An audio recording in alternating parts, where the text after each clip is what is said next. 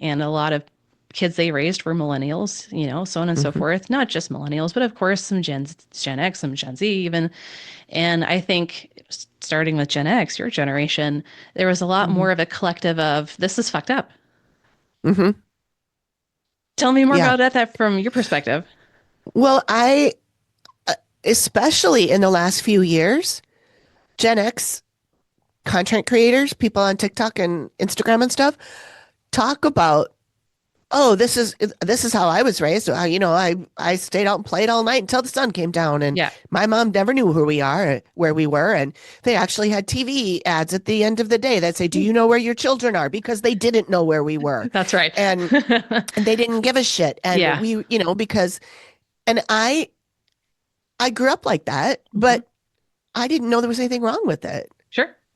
until I started seeing later generations be almost coddled. Mm. And then I was reacting with, nobody ever talked to me like that. Nobody ever babied me. Hmm. And then I think it's because the millennials were raised mostly by Gen X, and the Gen X, when they have kids, go, well, I'm not going to raise kids the way I was raised. I'm gonna show love to my child, Yeah. and but then maybe go overboard and overcompensate and over coddle and Mm. give prizes when there's no competition and Sure. things like that.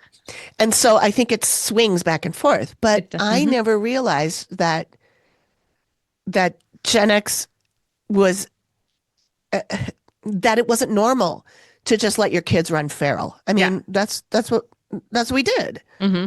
And it wasn't until later that I went, oh, that's not normal. Hmm. I don't know.